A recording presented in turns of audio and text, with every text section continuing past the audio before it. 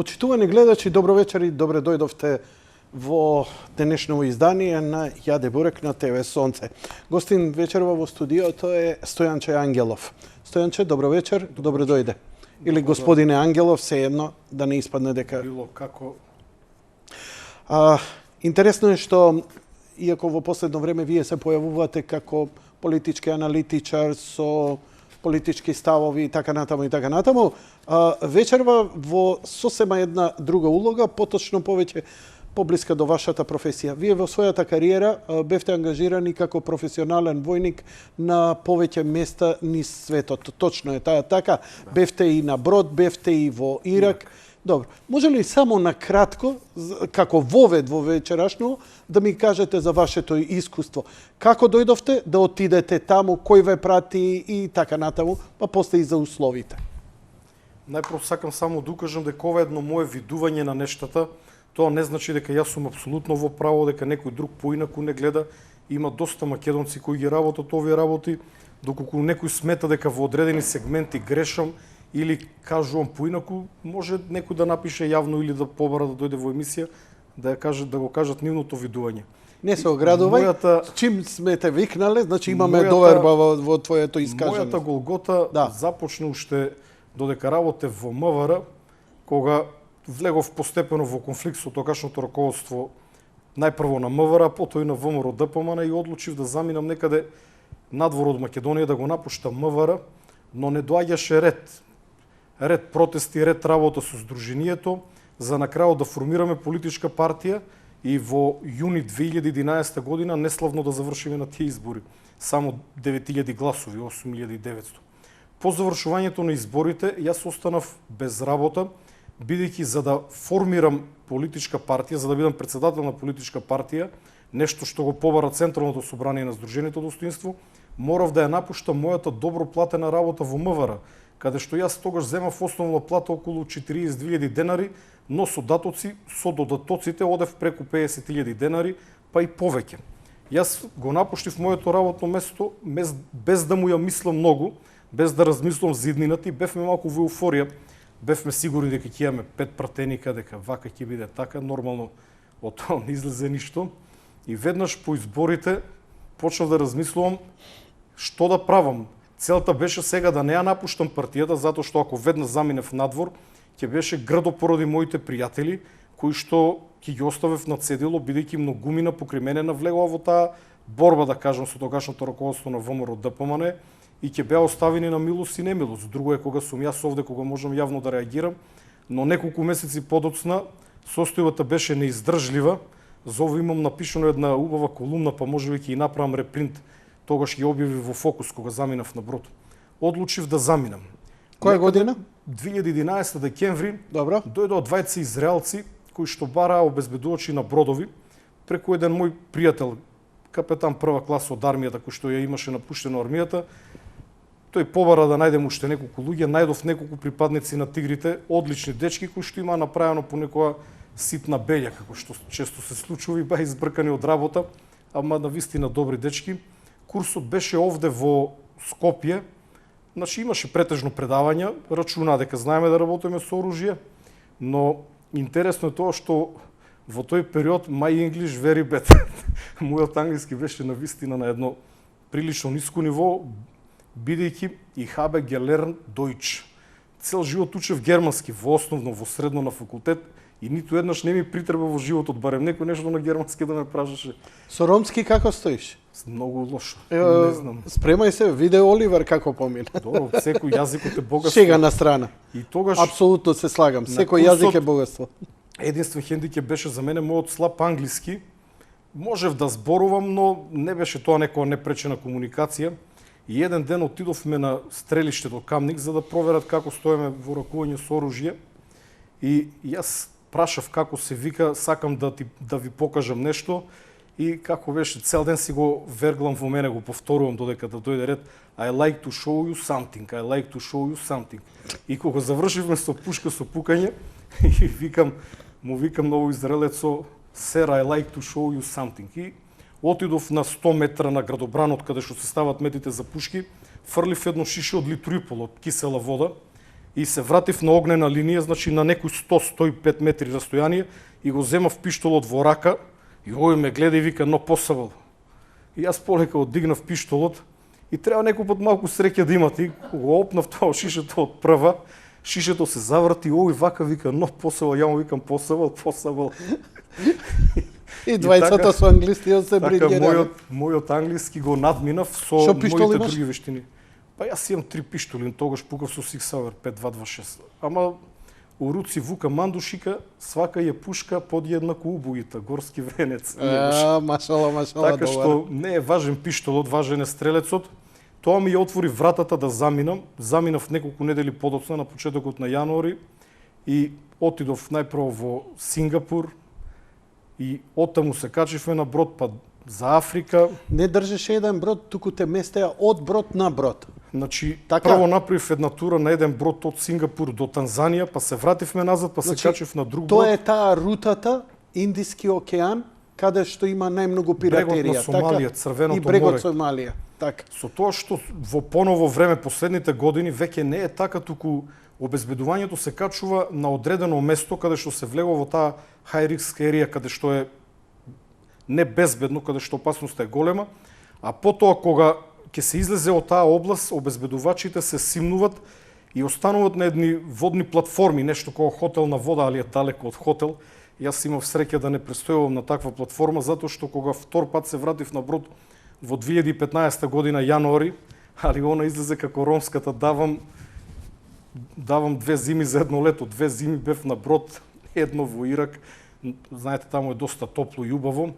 Јас исто требаше на една таква платформа да се симнам, но капетанот на бродот не дозволуваше, ни вика како јас во Дубај ќе се оправдам.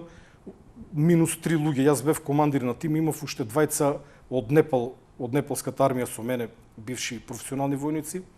И завршивме во Дубај, каде што останав 2 недели, ова е сега 2015 и тогаш престојот беше навистина во центарот на градот, во еден многу убав хотел, сместен бев и не се исплаќаше таму да седам и дадоа карта да дојдам до Скопје за наредната тура да ме викнат од Скопје. Интересно што тогаш требаше да отидам на еден остров близу Мадагаскар. Јас искрено поима немав. Знаев дека Мадагаскар е остров доле на југот на Африка, но не знаев дека е тоа држава со 20 и кусур милиони жители и тогаш научив нешто големо, дека ние немаме познавање колку е нешто подалеку од нас. Но како и да е, кога слетав во Скопје, тогаш ја слушнав онаа бомбата за апсењето на Љубе Бошковски и одлучив да останам во Македонија, продолжив со протестите. Неколку месеци подоцна ги потрошив тие малку пари што ги заработив и ја летнав за Ирак. Океј, главниот муабет, почитувани гледачи, околу ова е што Стојанче Ангелов вчера објави нешто во врска со ангажирање на професионален ангажман на војници и на обезбедувачи во кризни региони, каде што кажа дека може и да им помогне на неколку души кои може да земат и 5000 евра плата месечно за такво нешто месечно. Со тоа што ти рече дека толку си имал реакции, да имаше избор сега или да седеш 3 дена да пишуваш еден пораки или да напишеш колумна па кој читал, кој не читал, или да дојдеме во емисија и да поразговараме на оваа тема за сите оние заинтересирани, бидејќи многу минати се обратија, за сите оние заинтересирани, па нели еве си се потрудил, си направил и концепт да не лутам, бидејќи ова е за мене табула раза. Ова е тера инкогнита за мене како тема, ангажирање во кризни жаришта, процедури и ризици, но сепак и она најбитното како и колку е платено. Значи, прво да се разбереме, дали ти ова што им го препорачуваш и што ќе им го кажуваме на гледачите, ако има потреба и ќе вклучиме телефони, ќе видиме како ќе иде разговорот, дали е ова се прво легално? Апсолутно дека е легално, но најпрво би сакал да ви се заблагодарам за можноста, наместо да пишувам поединечни пораки на многу луѓе кои што ми се јавија, некои на Facebook, дури на Twitter неколку луѓе ми напишаа, што бев изненаден. Мислев дека немаме твитерџи кои што бараат таква работа, многумина на Вибер, на WhatsApp, обична порака. Се извинувам на сите нив затоа што не стигнав да одговорам. Благодарам на вас затоа што ми дадате можност да одговорам одеднаш на сите, а понатаму би кажал каква е мојата идеја, што може понатаму да се преземе. Но најпрво една заблуда која што Од фала не се живее, али ти си знаеш. Јас таму напишав, очекувам се политичка... шегувам. Се шегувам. Не, заборави. Невкусно ќе биде било што од моја страна, ама пошто е јади бурек, малце на шега да те олабавам, те гледам, имаш малце трема стегнаци, опушти се. Секако и во самиот текст кој што го објавив на Facebook напишав дека очекувам политичка поддршка. Јас не барам пари од луѓето, но ако сака да и помогнат, тие треба да ми помогнат, јас на нив да и помогнам. Ако јас имам легитимитет, јас можам подобро да помогнам. Ако немам легитимитет, не можам, односно ако немам... Значи, на следниве избори, ако те гласаме, ќе ме ставиш директор на некој јавно предпријатие, да речеме. Не. Вас би ве ставил уредник на некоја добра телевизија, бидејќи сте во медиумите цел живот. Па не можам на приватна, можам само МРТВ, а за таму ќе ти кажам фала брат, понуџен ко почашчен. Не, уживај, ништо од бизнисот. Значи, да се вратиме на тема. Кај дел од луѓето дека ова е регрутација, дека е кривично дело, дека е забрането.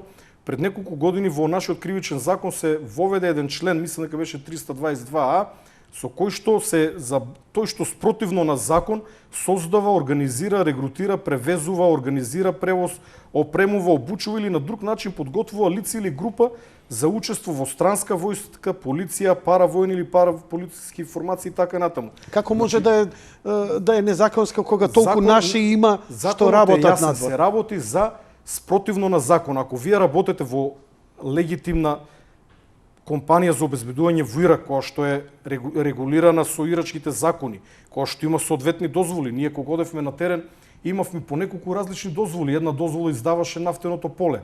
Ако работите на нафтено поле, една армијата, една полицијата, значи се беа тоа различни авторитети кои што даваат дозволи. Сите тие компании и помагат на ирачката влада да ја експлоатира нафтата од која што Ирак живее. Значи ние не сме таму експлоататори во овој бизнис, едноставно државата живее од тој бизнис.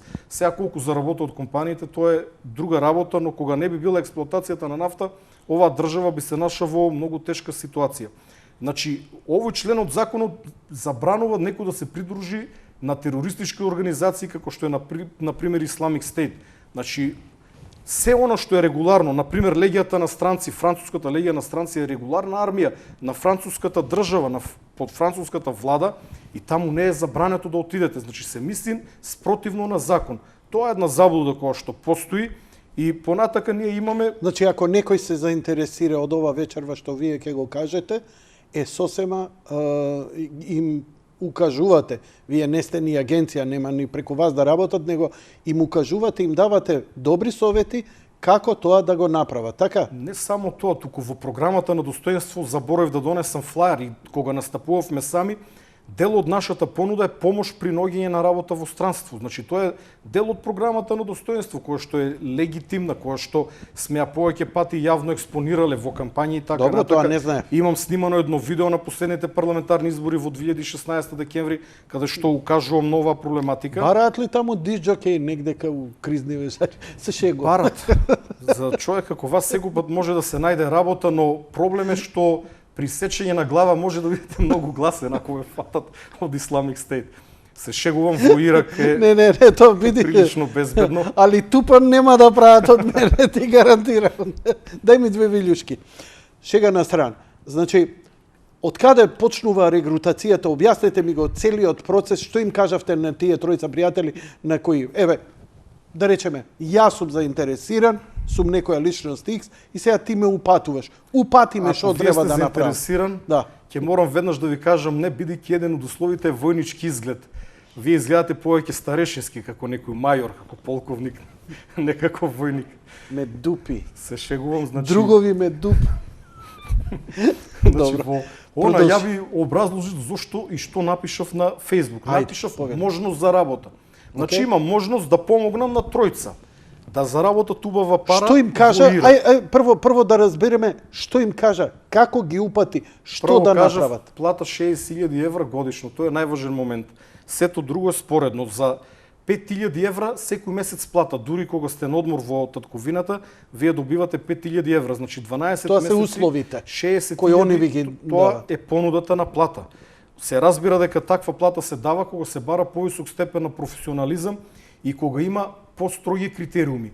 Кажав дека во случајов се бара статично обезбедување или така наречено статик. Што значи тоа, објаснете? Просто кажано на македонски се бара обезбедување стражари. Значи да чувате стража околу одредени објекти, но тоа вака вулгарно звучи, значи не се работи за обична стража, се барат добро обучени луѓе, храбри луѓе со искуство во непријателско опкружување, кои што би знаеле како да го заштитат тој објект. Како се ризичниот фактор, како се градира, например, постои ли некоја градација, многу опасно, не знам, кај што е воена зона? Како секој ден во Ирак добивавме извештаи, значи секој работен ден пред излеземе на терен, имаме извештаи во кои што се пишува каде имало напади, каде имало сознание дека постои опасност од напад, каде има протести кои што во Ирак од обични протести може да завршат во протести со убиства, каде постои можност од подметнување на експлозивна направа, оние контраразузнавачки сознанија кои што ги имат. Во овој момент, според она што јас го знам, моите информации се паушални, не се засновани врз некоја статистика или наука, Авганистан е најризично, таму е навистина ризично и таму не се нафаќам никому да му помогнам, бидејќи во Авганистан се гине. Во Авганистан некој може да загине, иако неколку десетици македонци работеле или работат во моментот во Авганистан и се уште за среќа немаме ниту загинат, ниту ранет, се надевам дека така ќе остане во иднина, иако имам неколку мои пријатели кои што имат учествувано во многу престрелки, во повеќе престрелки, пукања, јаки, со голем ризик, со ранети луѓе околу нив и така натака. Значи Авганистан ситуацијата ескалира, знаете дека армијата, америчката армија го напушта Авганистан и едноставно таму состојбата е без контрола, би рекол. Ирак е суверена држава, барем колку што е Македонија. Значи во Ирак немаме странска војска, ние некој зборува дека сме биле платеници кои што работеле против Ирак. Во Ирак постои ирачка војска и полиција, нема странски ниту еден војник. Ние кои што работиме сме испомош на луѓето кои што работат по амбасадите или во некои јаки, да речам, странски компании или во делот на нафтените полиња. Што е суштината? Ако некој инженер од Русија, од Лукойл, отиде на некоја бушотина каде што Лукойл треба да ваде нафта, тој не се чувствува безбедно ако го обезбедуваат ирачани. Тоа е една мала дискриминација кон домородните обезбедувачи и за жал така функционира светот. Тие се секој чувствуваат по-безбедно кога, би рекол условно, белец во наводници, ако е некој од Источна Европа или ако е британец, тогаш се чувствуваат по-безбедно бидејќи секој пат, знаете и во филмовите кои ќе има некој арапски лик, одма мисля дека е потенцијален терорист. Така, претпоставувам дека повеќе сакаат професионални војници контрактори кои не се малку кои не се тамнопути. Да, и кои нема да направат, например, некоја идеолошка отстапка од она што е договорено. Така, да. нема, значи исклучиво професионалци кои што немат допирни точки со ИСИЛ или со тамошните екстремистички групации. А таму тоа е најголемиот ризик, така? Е сериозен ризик во одредени делови од Ирак се уште Добро, има војни действија. Дали тоа значи дека таму идење, например, рековте имате статично, тоа значи ви се доделуваат на одреден објект, да речеме рафинерија и го обезбедувате. И таму има процедура која ќе се приспособите. Но таму стражата не е како овде, знаете, агенциите за обезбедување. Како овие што дремат со кучињава што спијат по цел ден. Но таму се работи обезбедувачи кои што се високо обучени, кои што се високо мотивирани. Со ноќни визири, со нема спиење, нема лабаво. Зависи што бидејќи тензијата постојано висока и ризикот е голем. Спиење нема. Пошто так, ако ве фатат на спиење, веднаш ќе бидете пратени дома истиот ден или следниот ден. А ризикот па и приголем. Да. Па ризикот не е толку голем, но како викаат старите, страв лоз ја чувам. Втората работа која што ја работат наши, тоа во најголем дел е она така наречено PSD, не би го кажал со мојот искршен англиски, но се работи за мобилно обезбедување, транспорт на лица од едно до друго место, од точка А до точка Б. Во PSD.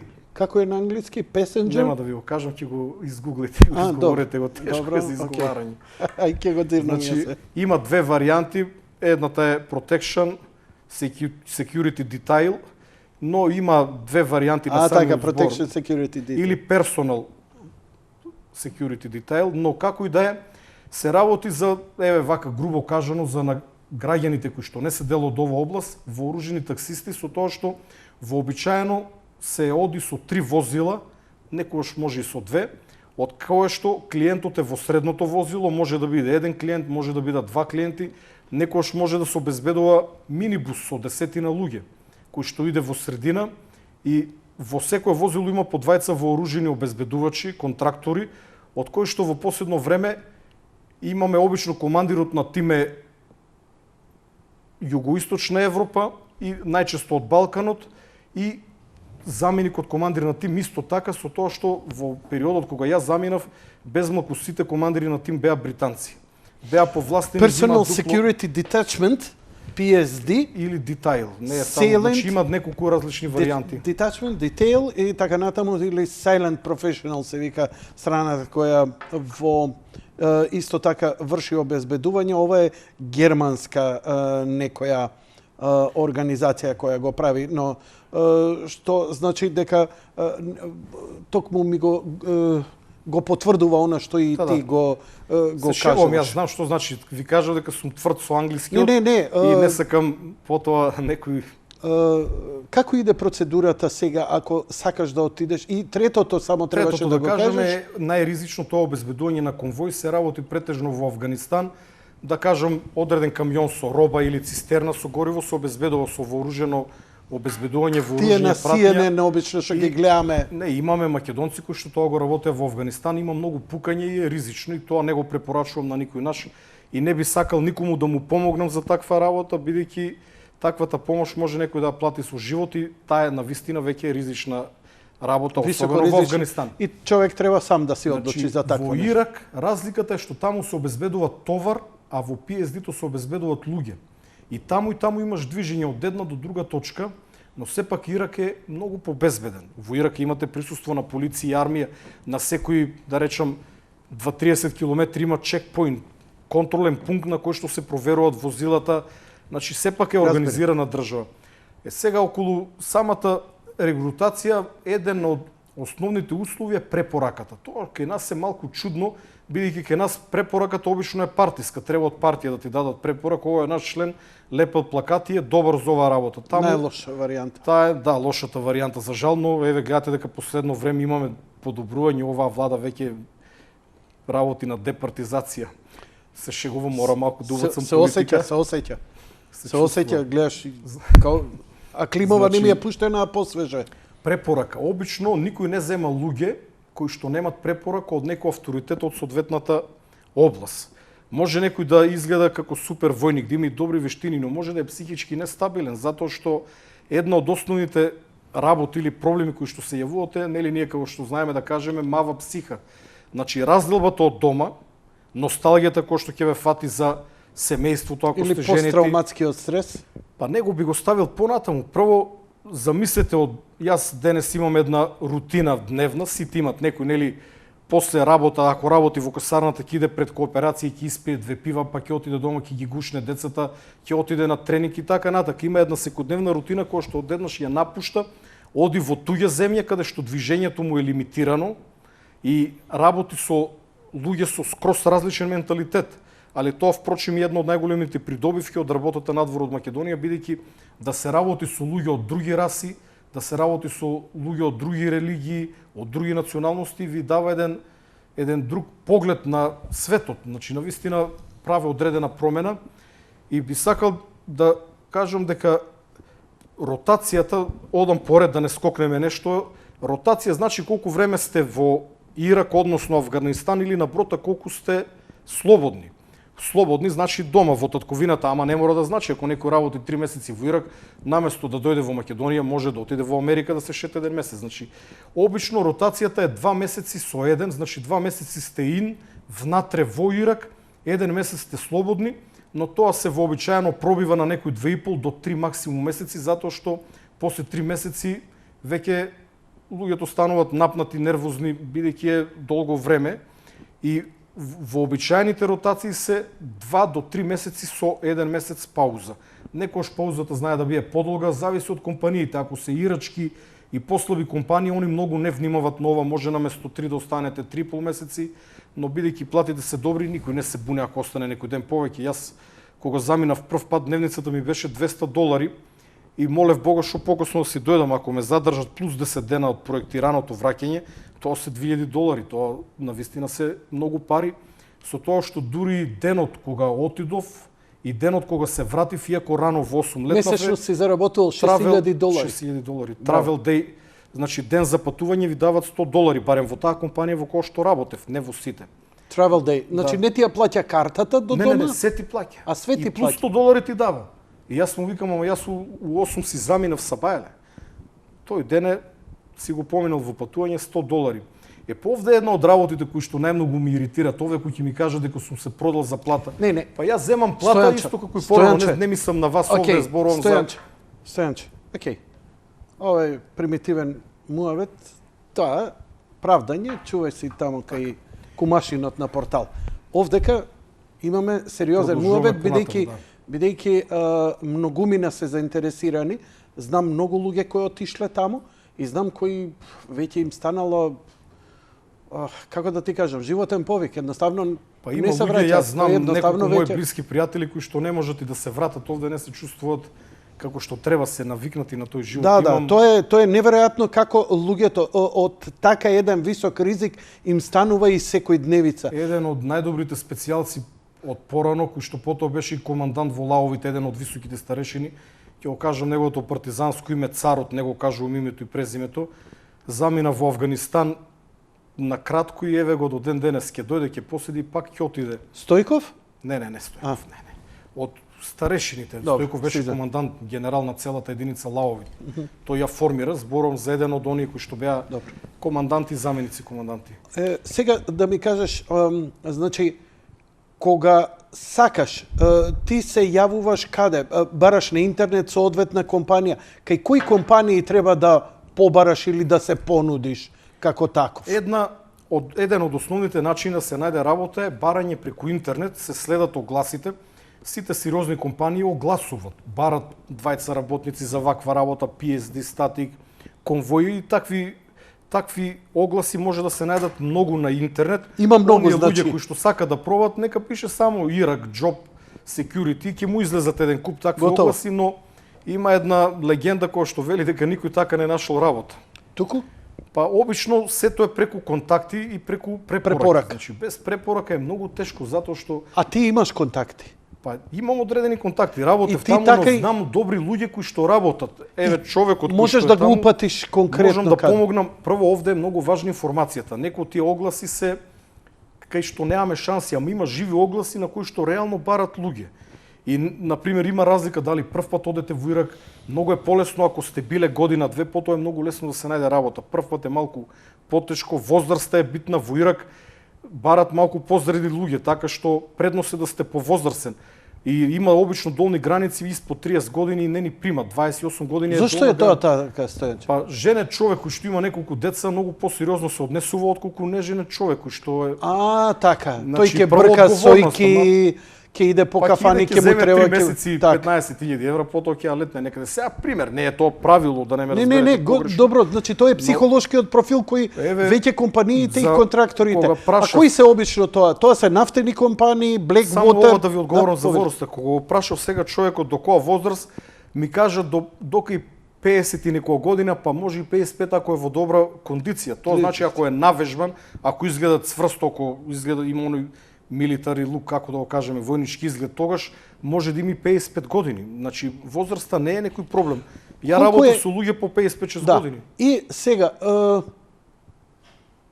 колку е потребна физичката спрема, физичката кондиција, колку е битна за оваа работа. Сепак овдека не збориме за копање ровови и за маршеви, но во даден момент на критична ситуација, се она што година дена си го билдал, може да ти експлодира во адреналин во еден саат борба или критична ситуација, така? Се бара добра психофизичка подготвеност. Како ти ја проверуваат? Некој знае каква.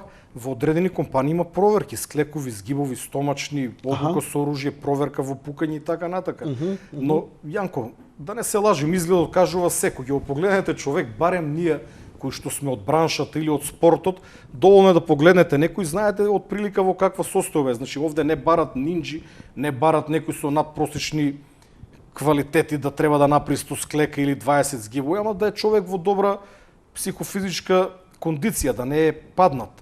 Но знаете дека зрелост и психофизичката кондиција, односно физичката кондиција се во судир, односно позрелите луѓе кои што се психички постабилни се повозрастни, физички се послаби. Некој младо момче од 25 години може во заби да визеде, но сепак годините си дават една зрелост. Потребно и се искуство бара за рационално еден баланс. Еден друг момент кој што сакам да го укажам е Повели? барањето да имат искуство од најмалку 5 години армиско или полициско. Така. И обично имат предност луѓе од поздрави единици, на пример специјални, посебни единици, професионални војници. Еден полицаец кој што работел позорникар или патрола нема таква цена како некој професионален војник, особено кој е припадник на специјална единица, да речеме од волците, од тигрите, кои што се подразбира дека имат многу подобри вештини. И која е една од клучните работи зошто они барат армиско или полициско искуство? Прво е психофизичката подготвеност. Тој што бил војник се подразбира по логика дека обично луѓето го задржуваат тој начин на живот, ја одржуваат физичката кондиција и така натаму. Понатаму, вториот момент имат вештина со оружје. Тој што бил 5 години професионален војник знае и повеќе од што треба да работи со оружје за ваква работа зборувам. И трето дисциплина. И трето, еве ќе го наречеме дисциплина, менталниот склоп, менталната карактеристика. Не само тоа, него треба и да слушаш наредби, треба да таму имаш не треба луѓе кои што мудруват, не барат научници, не барат Туку луѓе кои што послушници. знаат дека 5G е опасно, не барат луѓе кои што знаат од каде е короната. Барат луѓе кои што ќе чуват стража. а земјата дали е рамна? Се шегувам. И барат значи, луѓе кои што се извршители, кои ќе добија задача да изврши. Ја имав можност тоа да го видам на терен како функционира, дури неколку пати се најдов во непријатна ситуација, Да? бидејќи во абсурдни ситуации, кај што сум бил во право еднаш, на пример, се движевме во кампот во кој што бевме сместени. За да имат гледачите еве една представа, оваа маса еден камп со бодликава жица и со стража. Во него имаше една нафтена компанија, втора нафтена компанија, една компанија за обезбедување, трета, овде 20-30, значи како посебни кампови. И додека се движевме низ кампот, видовме луѓе вооружени со пушки, јас тогаш бев заменик тим лидер. Тим лидерот беше британец и почна да ми вика зошто не сум му дал известување дека гледам вооружени луѓе од десно. Јас му викам, а овие се нашето обезбедување, стражари, не чува додека спиеме. Овие ако сакат да не убијат, ќе доат, ќе не заколот. Он вика, ти си должен да ми кажеш и натака ти не се секири. не се секири. И тогаш сватив. Тоа е малку без веза, на вистина, но што имам ја да мислам, ако тоа му Ама представува... те учи на рутина да не мислиш Они, туку да реагираш. британците се машини, можеме ние да се правиме фраери Добро, колку кажи ми сакаме. малце повеќе за нив. Британците се една од најдобрите војски у свет. Значи тоа е општо познато, цел свет го владееле, цел свет бил колонија, англискиот Добро. јазик го Не, зборува. објасни ми твоето искуство Значи- што ги знаеш како машини во смисла на највисок професионализам може. Имав еден колега кој што работил во извидница ми кажуваше дека изметот додека биле во Ирак или во Афганистан го собирале во кеса, го врзувале и го земале во ранец. Кој За да не може да ги трагат. Зборам за извидница. Ја Бер тоа не би го Грил, направил Бер никогаш. Грил не е фолирант.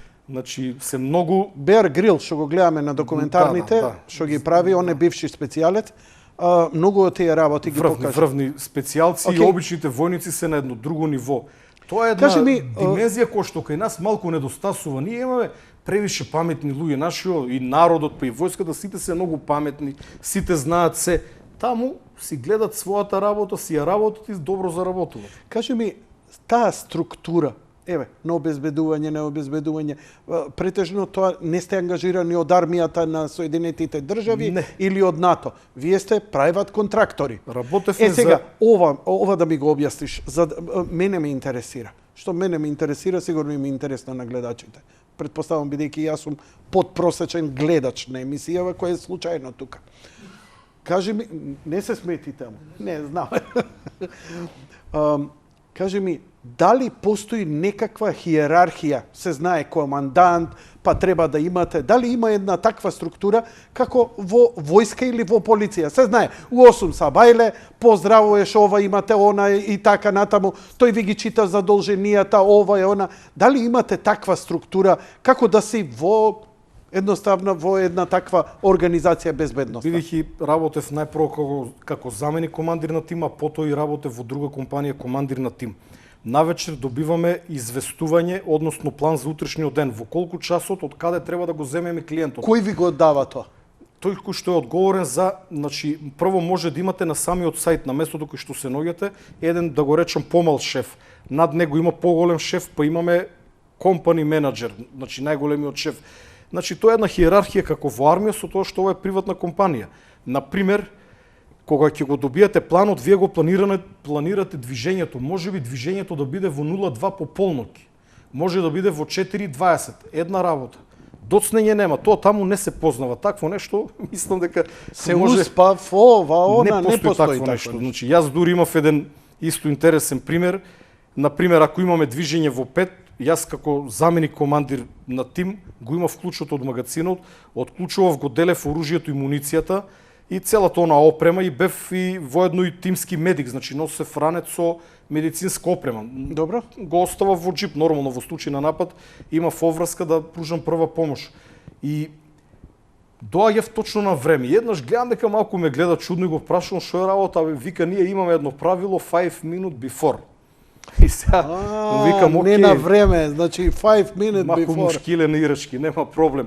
5 минути. Како е на ирачки? Мако мушкиле. Мако мушкиле. Да. Што значи јала, мако мушкиле? Јала, брзо.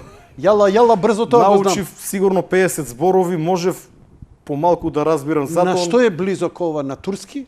Појма немам турски, не знам за да кажам. Мислам дека е специфичен посебен јазик. Како го рече? Мако мушкиле. Мако мушкиле, што значи? Нема проблеми. Нема проблем. Но проблем. Мако мушкиле. Тие салам алейкум салам се стандардни. Салам алейкум, тоа се арапски поздрав. Алейкум салам. Со Господ напред, добро. И тогаш почнав секој ден да доаѓам 5 минути порано.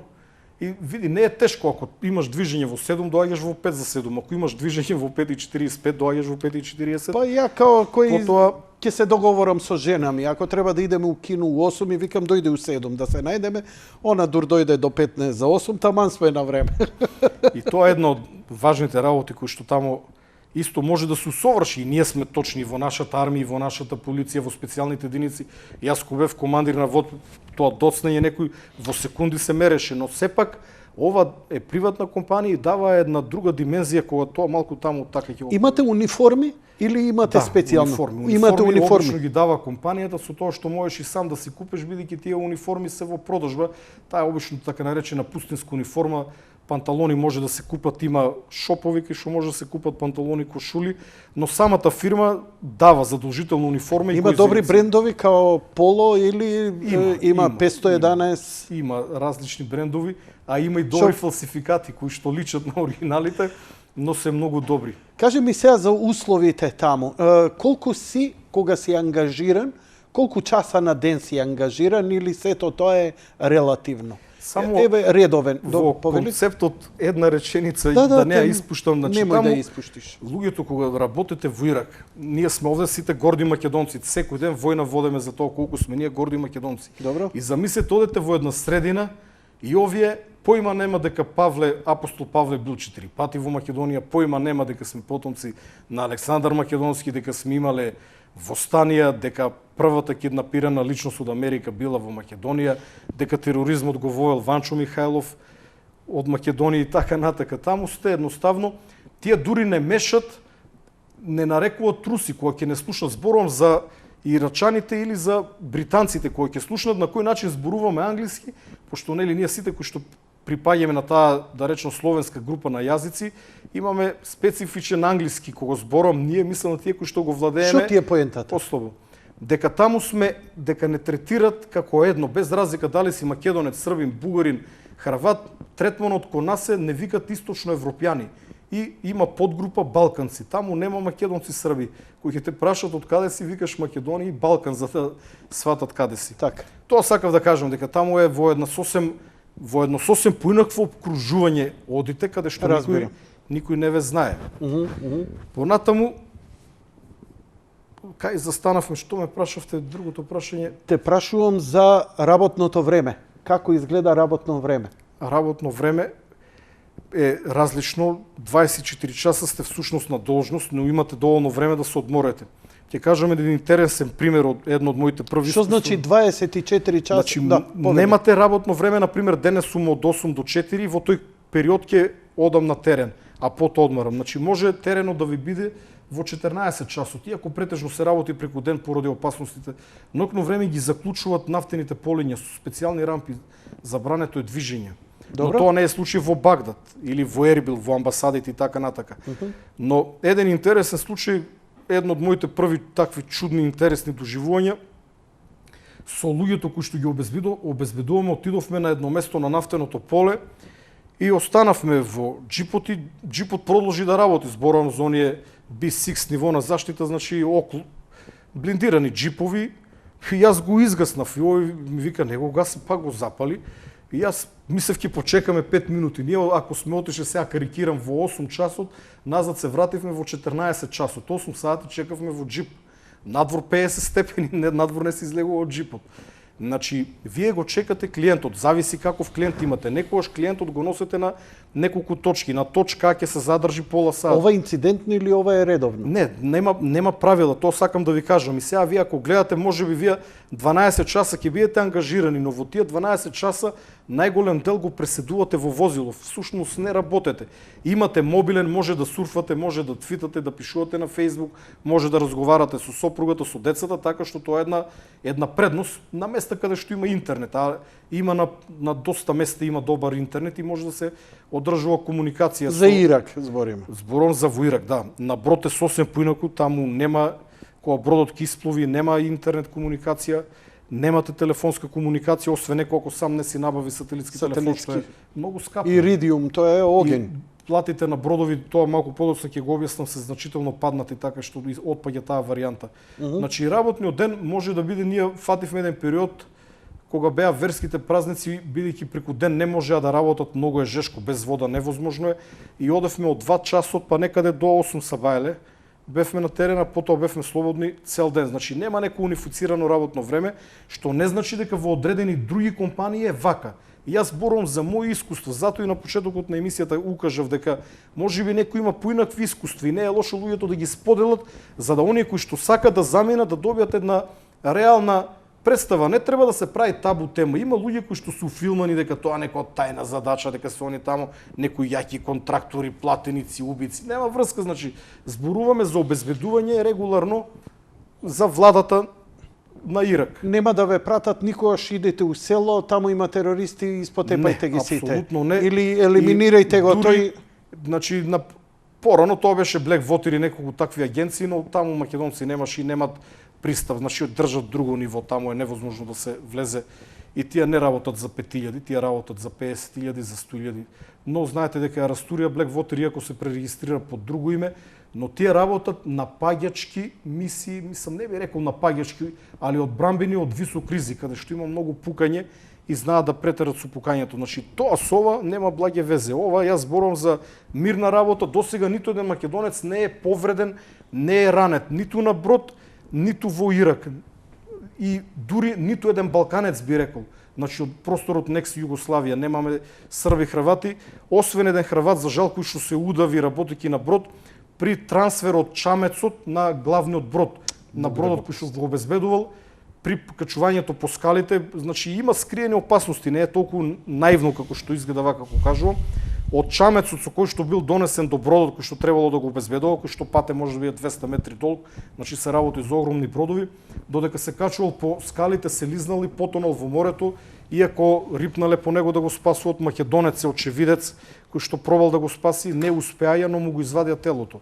Телото беше однесено во Хрватска. Значи имаме само еден несреќен случај, би рекол, не убиство. Значи немаме разнесување со бомба, немаме снајпер у глава, немаме решето. Настрадаа кумановци пред 10 на 15 години кои што работеа логистика, знаете. Тоа беше многу одамна, но не се обезбедуваше. Како Куманово стана па центар, ете на најмногу така со помош на препораки ќе заминат неколку души, ќе повлечат неколку нивни. Тие ќе повлечат други цело време. Зошто тоа не се случи со Битолчани, Прилепчани на пример, туку се случи со Кумановчани? Немам одговор на ова прашање, бидејќи Кумановци имат повеќе пријатели во Куманово отколку во Битола, еден од одговорите. Но не беа само Кумановци, имаше луѓе од цела Македонија. Не, ама Куманово стана синоним за дека имаше најмногу. Но има многу, видете, има од цела Македонија луѓе кои што работеле во Ирак или во Афганистан во логистика. Јас зборам само сега за делот на обезбедување. Иначе и во логистика има некој ќе лупи компири и ќе земе 4-5 илјади долари плата. Зборам порано, сега има тренд на пад на платите, иако во Афганистан се уште се платите јаки поради големиот ризик кој што постои. Што има работа во Афганистан? Еве таму се платите од 10.000 па нагоре, што се вика, може да биде. Значи не се 10.000, Не, македонец се кој што извинувам. зема најголема плата, зема 7.000 долари. Во Афганистан. Работи исто тоа што јас го работев во Ирак, PSD обезбедување, но во Афганистан. Нова Афганистан. Каде што е движењето надвор од Имаш комуникација со него? кај мене е во достоинство секако. Добро. Жежов од Валандово, сега е во Македонија моментално. Добар е со Човек- главата? После Топ. Него го Претпоставувам- знам од 2001 на Шар планина. Уште тогаш прашав кој е оно лудо војниче со снајперот кој што Па значи пукаше. не бил Не, е многу храбар. Не, се шегувам, се исклучително шегувам. храбар, храбар, значи. снајперист одличен, инзвореден и кој што веќе полого време работи надвор, но имаме неколку, значи царот го спомнав кој што е инзвореден професионалец. Има ли нешто врска тоа дали си Рус, дали си македонец, дали си НАТО, дали си ЕУ, дали си ова, дали си она? На брод има голема разлика дали е државата членка на НАТО или не. Тоа значи може платата да ви се дуплира со самиот влез на Македонија во НАТО. Иста работа, исти човек, поголема плата. Што е на брод, на пример? Еве за Ирак, Афганистан добив некоја слика од вас. Што е работата на брод и како изгледа? На каков брод прво се наоѓате? Дали е тоа танкер, дали е тоа транспортен брод? Какви се условите за работа таму? За На- живот? На брод е малку понеубаво би рекол, значи поубаво е затоа што има романтични залези и изгре сонца, залез на сонцето, дувка ветре, ако не е сезона на бури, мирис на сол на море. Откако работев на брод, Знам, не се ти разборев. се попреи, го кажа но, прошлиот пат. Видете, бродот Синусите кога ги влегува опре. во таа високоризична област се за како да кажам се обиколува, се заокружува со она жична ограда, она остра која што сече за да не можат пиратите да се качат на него. А ако дојдат, што правите? Ги Понатаму пукате од има далеко? водни топови. Имаше капетан, А не ги- како беше оној филм со капетанот со Том Хенкс. со Том Хенкс. Е многу вешто направен филм. Тоа е реална приказка од прилика, тоа е тоа. Значи, подобро е Освен да што го капетанот гледаат ги филмот. степа малку на крајот, тоа нели во секој амерички филм председателот или капетанот мора малку да се тепат и да победат, но филмот е многу реалистичен. Значи самиот брод, Они доаѓаат со брзи чамци, мали доаѓаат- и покушаваат да се значи, качат. поимот мали, знаете, Релативно. е релативно мали. Тоа се мали бродчиња би рекол, не Така. чамци, но брзи мали бродови кои што бидејќи големите бродови одат со 20 Мили. наутички Да, мили, добро. може да одат со 15, 14, а овие се многу побрзи и ги стигат. Значи на брод вие прво го имате радарот. Кога гледате во радарот, гледате дали имате пловен објект кој што се движи кон вас или го пресретнува. Колку души се обично на брод? Обезбедувањето е малку, од 3 до 5 луѓе, Што- се сосем доволно, имат Зошто добри се пушки доволно? далекометни. Какви Вие се сте тие во далеко? предност, вие сте на врв на зграда Така. и ги гледате оддалеку и тоа се обично луѓе кои што знаат да пукат. Овие се кои што напаѓаат Пукате со со мали боева со муниција? боева муниција секако како поинаку. крст. Па не може, тоа е невозможно затоа што самиот брод се ниша. Све се Големиот ниша. брод, а малиот брод со кој што одат пиратите е прво се движи, значи не е статична цел, второ има поскокнување. Но се пукат истрели и можноста да го погодете е многу голема, бидејќи Какво оружје користите? различни пушки, значи у руци Вука Мандушика свака е пушка подjedнako убоита. Пушките се различни, од снајперски пушки со оптика до механички нишан, најразлични пушки, од кинеско производство до германско производство, зависи од компанијата. А експлозивни? Не, значи зборуваме за пушки. Фрлач на гранати и такви работи? Нема. Значи нема, видите, Значи, пиратите исклучиво овој начин го користат, не користат други начини.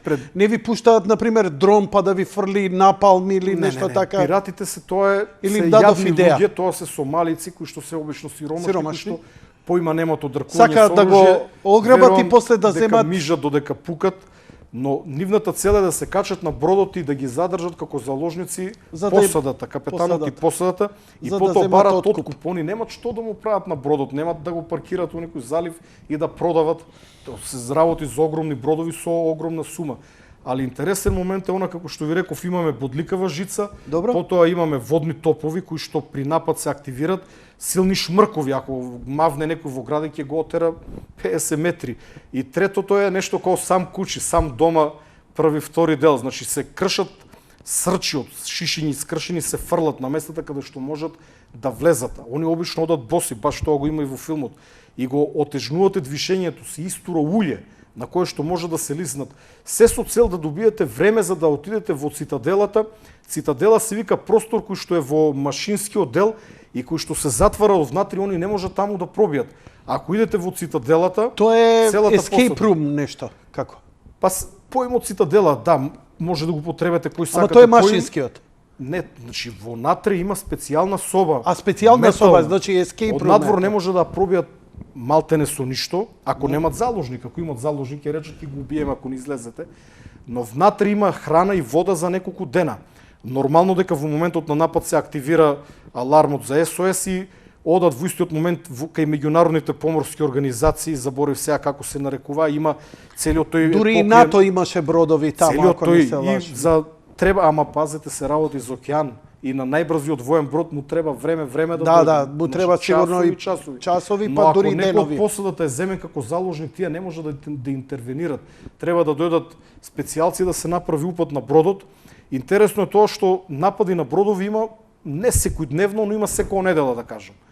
Пред известно Имаш време доживеано имаше убиен. ти? Имав обид за напад кога излеговме, ни се приближи и се повлекоа. На каков брод беше?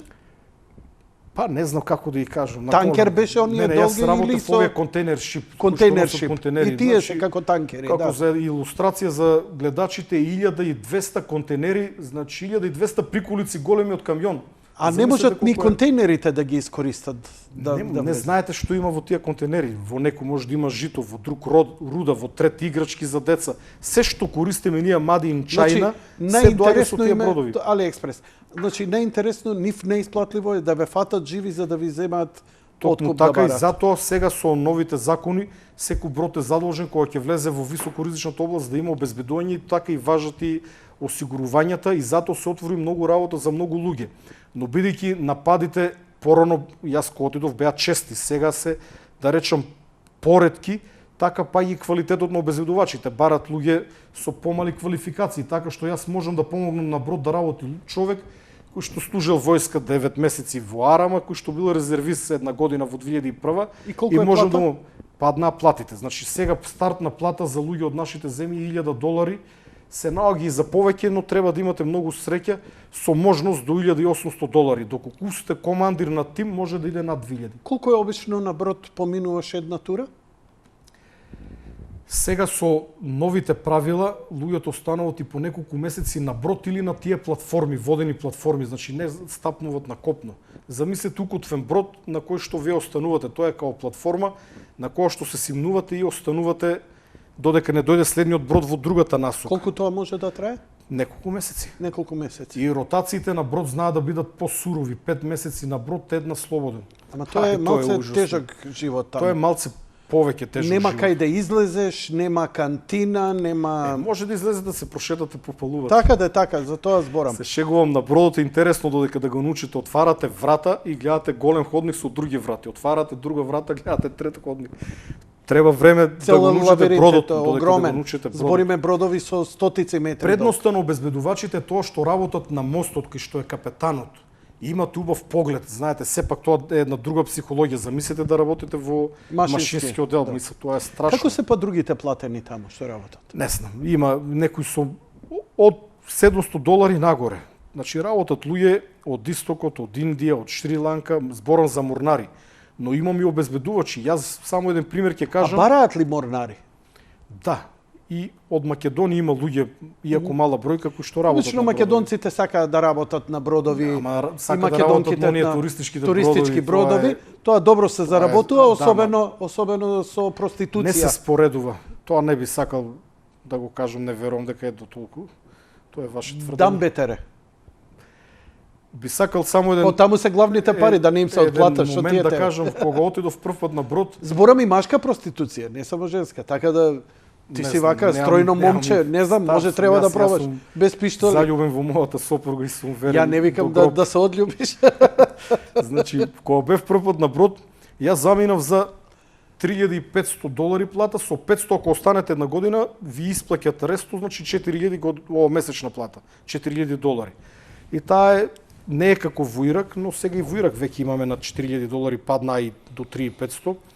Но човекот што беше со мене во иста соба, значи во еден период 10 дена бевме двајца од Грузија или они Георгија како што нарекуваат.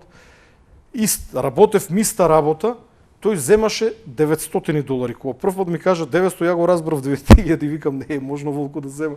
И ми го покажува договорот и си викам трај си Стојане и бетер имало. Трај си малце сега Стојане, идеме да испушиме по една цигар, па 1 саат не застана. Да ти кажам. Очигледно добро кафе си имаш напиено пред емисија.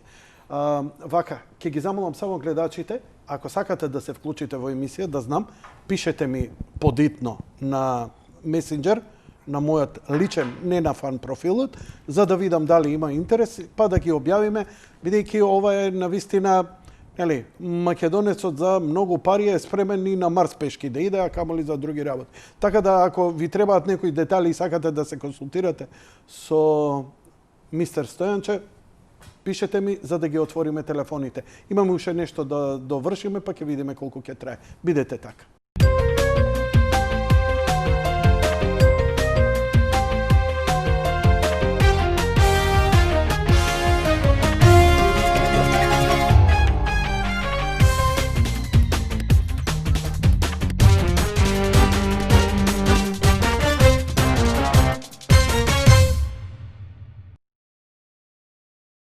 Стојанче Ангелов, ајде да го довршиме. Значи, еве, од прилика разбравме какви се платите, какви се условите, а мојот колега е таман само што завршивме многу фино те праша. Добро вика Стојанче, ти се ова така убаво го бланда го стаи дека е многу фино, просто што уопште овдека ние идеме таму. Не е туку така наивно и ова. Не знам ја каде ја видовте финоќата. Да сте во Ирак, каде што може да загинете, не е фино, но шансите се многу мали.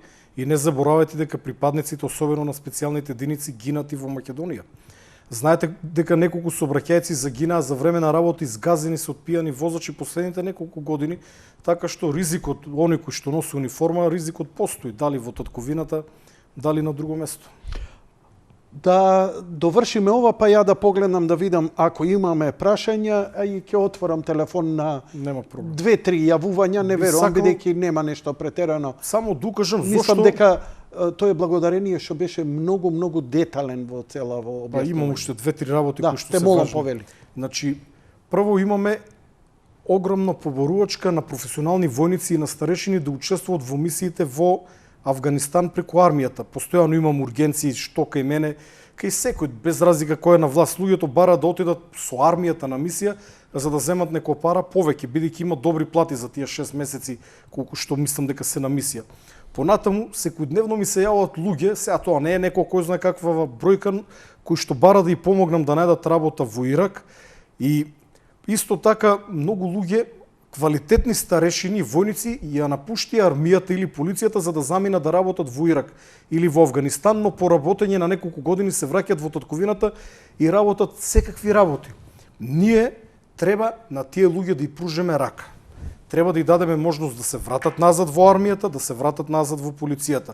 Затоа едно од барањата на достоинство како политичка партија, нешто за што ја лобирам овие неколку години и ќе продолжам и по изборите, без разлика кој ќе ја формира владата, иако знаете јас што мислам кој ќе ја формира, но во секој случај се надевам, ако не јас, некој друг ќе го продолжи ова. Која е целата поента? На луѓето кои што работат во армија и полиција да и се овозможи 2 до 3 години, јас би рекол 3 години прекин на работниот однос. Али нешто да му мирува. како неплатен одмор, но законот не дозволува да тоа биде неплатен одмор, но ако некој сака да работи во Ирак, државата му дава да го прекине работниот однос. Тој оде во Ирак или во Авганистан, работи таму 5-6 месеци, година, 2 или би рекол максимум 3, потоа му ја отвараме вратата да се врати назад во армијата или во полицијата. Има ли можност за такво нешто реално? Дали е побарувачката за... Не, зборам, ако ние имаме голема навалница на тие работни места, Ако е тоа дефицитарен кадар, еве рачунам, еве некој лекар сака да поработи, на пример да се доспециализира или да работи Овде не е некако, таква конкуренцијата. Јанко, овде нема толку луѓе кои што оваа работа не е толку мазна како што констатиравте. Добро. Тоа може да се десетици луѓе, но ако ние не ја дадеме таа можност, тие сами ќе напуштат и ќе ги изгубеме. Сметаш Ние, дека е фер, нема да му се оневозможи на некој овдека да си почне кариера затоа што нечие работно За место? кратко време ние ќе имаме проблем со недостаток на војници, на квалитетни војници и полицајци. Затоа што квалитетот и квантитетот при пријавувањето опаѓа. Замислете старешина кој што учил војна академија, кој што е високо образован, остучен, работел во армијата 5-6-10 години, заминува во Ирак или во Авганистан, потоа се враќа овде и работи во некоја агенција за обезбедување. Зошто да не му подадеме рака да се врати во армијата и неговото искуство да го пренесе овде, кое што го стекнал надвор. И Да ги затоа телефоните? едно од барањата на достоинство е да се овозможи прекина работен однос или втора варијанта работењето надвор да се третира како усовршување, бидејќи законот за работни односи нуди една таква можност усовршување на работниците. Но овде ќе видат фајде и луѓе кои што сакаат да работат камионџи, не само обезбедување.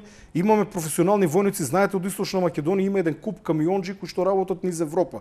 Ја напуштат армијата Грефе, значи тој ќе му дадеме можност да ја напушти армијата, нека поработи, нека вози камион година, 2-3, но потоа да го вратиме назад. На тој начин тој ќе има овде екзистенцијална безбедност и останува во Македонија, останува во татковината. Да, оти често пати, еве, на пример, шегата е дека е Куманово град со најмногу козметички салони, затоа што нели мажите работат во Авганистан и во Ирак, големи плати, жените да отворат некој бизнис, да си најдат некоја работа и овие кога ќе се вратат да не бидат како изгубени, туку да имаат некоја работа. Но кога би се вратиле, ако биле безбедњаци у безбедносниот сектор, ако биле во армија, во полиција и да продолжат, ако тоа не го загрозува оној природна селекција да нема после доволно места и да останат невработени офицери, незапослени офицери, полицајци и така натаму. Општествен тек, едни излегуваат, други се враќаат. Тоа е моја замисла,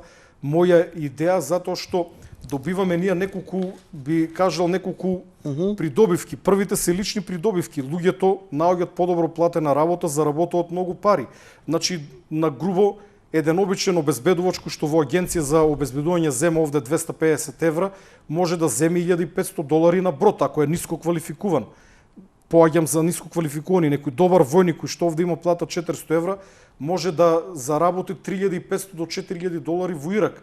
Ако вие му дадете можност, тој за 2 години може да заработи доволно пари да купе куќа, односно да си направи куќа или да купе стана, потоа да си продолжи со стабилна работа во армијата. Какво е сега искуството со овие што се враќаат, што ќе им завршат договорите? Така да висат парите, се трошат, остануваат невработени, потоа се снаоѓат, дел од нив фаќат криви патишта, затоа што многу пари, нема работа, пороци и така натака. Но ова е навистина добро, бидејќи влегуваат парите во готово во државата.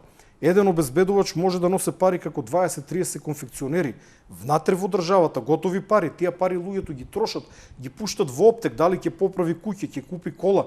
Тие пари никој нема да ги чува под перница.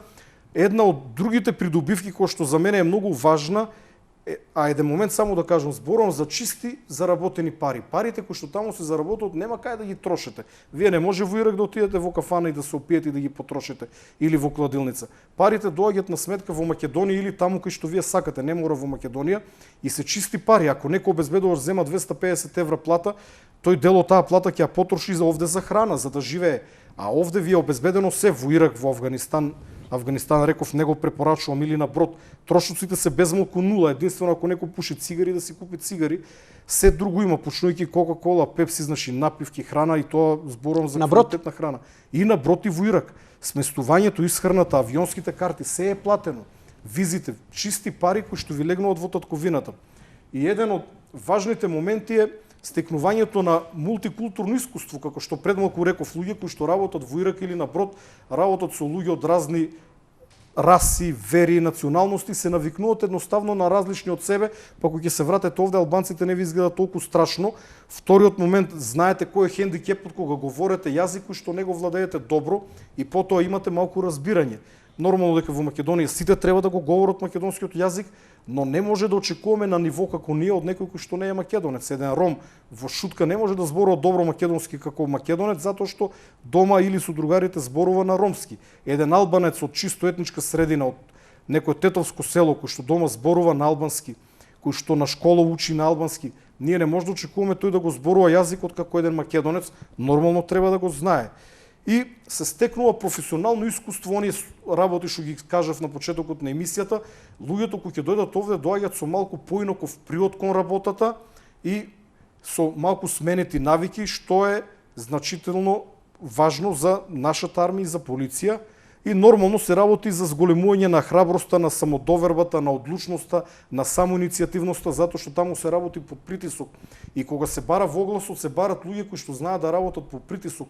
Лесно е вие да чувате стража кога се е мирно, ако некој припука на вас, се менува. Колку просечно мислиш дека еден човек може да вози? Ја имам пријател кој веќе преку 10 години ова го работи како претерано. Значи јас сметам Не, не е во обезбедување, он е прајват контрактор. Без разлика.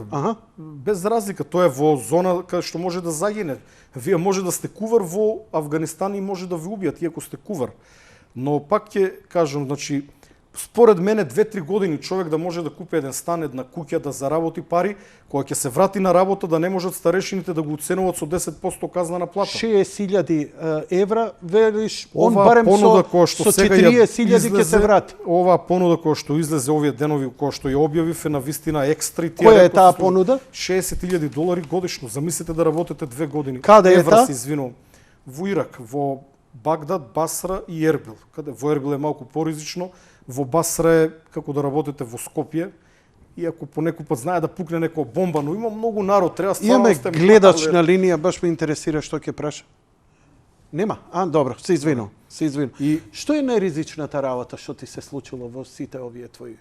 За тоа не смеам да зборувам, но ќе кажам една. Што смееш да збориш? Па, ако ги кажувам ризичните луѓето, тогаш, како што кажа снимателот, ќе излезе дека не е толку мазна работа. Ама добро, тебе не ти значи ти земаш од ова провизија? Значи, не. Јас кажав, очекувам политичка подршка од луѓето. Океј, што е реалната? Значи, постојат секакви опасности. Имаме гледач, први нека гледачот да пак ќе ми објасниш. Добро? Добро вечер, повелете. Добро вечер. Повелете, поставете прашање. Прво да го поздравам гостинот, генералот Стојанчо Ангелов, кој што е мој соборец од 2001 и мој комендант од 2001. Ај сега да не ја правиме Сердарек војводо, може ли конкретно овакво? Значи, не е ова сега за политичка пропаганда, ќе го фалиме друг пат. Стојанчо. Не, морав да го поздравам прво, не го фалам. Не мораш да го поздравиш, значи отворив телефони за прашање, мене ме интересира што имаш да прашаш. Ме интересира како партија Достоинство и како лидер на партија Достоинство. Треба да се бори за луѓето да добијат добра плата, значи во држава Република Македонија, да не излегуваат надвор, да не одат по тие места ризични, бидејќи за прв пат доби во оваа влада, значи како координатор на бранителите. Значи, би го запрашал генералот дали размислува за воиднина, за подобрување на квалитетот на сите припадници на бранителите од 2001, па и за идните зборувам генерации кои што битисуваат во МВР. Кажи ми за тебе, да те прашам која се јави. Што е за тебе подобра услов? Што мислиш колку треба да имаш плата таму кај што работиш, по тоа што работиш? Не мора конкретно, од прилика. Јас мислам дека во една македонска фамилија да стигаат на двајцата, значи сопругот и сопругата, значи 1000 до 1500 евра, нас не ни треба да одат во Ирак или во такви ризични места. Ти благодарам за јавувањето. Благодарам режија. Благодарам за прашањето. Значи, мислам дека во рете, луѓе нема да многу помалку ќе идат во ризични подрачја, за една таква плата? Јанко, се работи за процес кој што ние не можеме ниту да го менаџираме, ниту да го спречиме. Луѓето се иселуваат. На овој начин јас се трудам на луѓето да ја овозможам да заминат надвор, да заработат пари, да се вратат во татковината. Во спротивно, бугарски пасош заминуваат Дали во ќе се Германија и ангажирате Швајцарија. вие како партија? Цело време сум ангажиран, но За имаме подобрување еден на проблем. Помогни ми да ти помогнам. Јас сум репрезент на бранителите во владата. Се надевам и дека ќе останам. Оди бе. Но за да можам да помагам, ми треба поголема политичка поддршка. Добро вечер за следниот гледач. Добра вечер, Македонија. Добра вечер, македонци. Еве едно прашање од мене до гостинов твој Јанко. Тој значи е бранител, така? За навек останува според него бранител, така? Конкретно прашање за темава што ја збориме вечерва. Добро, пак велам на таа тема е како можеше тој како бранител да застани на страна? Благодарам. Не е тоа прашањето. Не е тоа темава вечерва. Ќе ви го пуштам Стојанче. Може да дојдам и на таа тема, не? Не, значи немавме политичка тема. Значи окей, нема што да се објаснам. Ќе дојде. Затоа што не гласаа за мене, да гласа 50.000 Не ме за мене. интересира, не те викнав за политика. Ќе си идеш на друго место за политика, вечерва зборевме за професионален ангажман. Така. Крај на муабет. Ако има нешто кој конкретно да праша за темава, да му овозможам, бидејќи ја завршив емисијата, ова е за атер на гледачите ако некој стварно е заинтересиран. Добро вечер. Добро вечер. Добро вечер. Повелете во програма сте. Прво да го поздравам генералов, Благодарам. зашто Прашање. ајде. Сега Фала што се прашам јави. генералот, значи јас сум од Добро. првата генерација на прва борбена единица. Он знае кај сме биле. Фала, пријатно. Кажи, молим те, на твоите другари, нек те викнат у кафана. А, ова беше Фалете напад. си се. Не, и напад и фалење. Направите.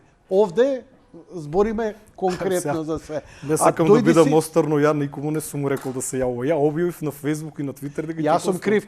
Оти мислев дека луѓе ако има конкретно нешто, окей, исклучи ги телефоните, значи безпредметно ќе Еве, биде. уште еднаш звони. Не, нека звони, ќе звони уште пола сата, ама не можам сега. Ете, фала им на другите.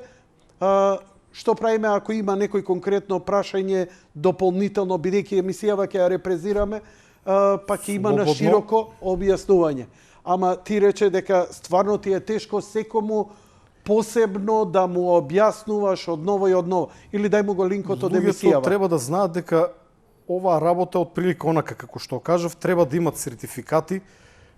Многу ретко се случува да се барат луѓе без соодветни сертификати, тие се меѓународни сертификати кои Што е се тоа? земат. Сертификат? Па, на пример, едниот за да работите на брод треба да имате 5 сертификати за Maritime Security, за поморско обезбедување, кои што треба да отидете, има на неколку места, да полагате, прво имате предавање 8 дена, трае курсот, за да се стекнете со звање на Security Officer, Maritime Security Officer. Без тоа не можете да работите обезбедување. Значи, такви имаме во Англија, имаме во Хрватска, имаме на секаде Тоа треба низ сам да Европа. си го платиш. Сега имат понуди некои компании, бидејќи ги срушија платите. Јас не сакам никому да му помагам да работи за 1000 Не, долари, не но се објаснувај. компаниите го плаќат курсот и потоа го одбиват од плата. Тоа е за луѓе кои што се наоѓаат во лоша финансиска состојба, но сепак и најслабата плата за 3 месеци ќе му овозможи на некој да земе 20-30 хиljadi долари, кои што во Македонија никогаш нема да ги заработи. Стојанче, ја ти благодарам за вечерва. Ви Мислам благодарам. дека стварно во овие час и половина објасни многу работи во врска со професионален ангажман од рамките на безбедноста во Ирак, на брод, Авганистан и така натаму. Што се однесува до политичкиот дел, гледаш дека има многумина што сакаат војводе Сердаро, другите сакаат да те расчеречат. Си расположен да дојдеш и за политика да збориш со гледачите Кога и да јавно? ме повикате, би дошол. со Окей, задоволство. почитувани За крај гледачи. само да ми дозволите, Не, ја најавив не, ќе те оставам, само да им кажам. Значи, ќе продолжим уште 1-2 минути, ќе ти дам завршен збор. Значи, драги мои, вие што сакате да го пердашите или фалите Стојанче, ќе го викнам поново и со него зборите за политика, за предавство, за името, за македонизмот, антимакедонизмот и за све, ќе дојде тука, ви вети. Ако не дојде, ќе го хейтаме јавно, јас и вие. Но јас знам дека е доволно храбар да дојде и да се соочи со вас и тогаш ќе го му кажете се што сакате, лошо или добро. Ворете вака. Потполно. Океј, ви благодарам и вам и извинете што не го свртевме натаму муабетот, бидејќи стварно имавме конкретна тема вечерва. Да бидам искрен до крај, јас најавив кршење керамиди во живо. Во моето возило имам 2 бетонски блока кои што ми служат како сталажа и имам 5 керамиди.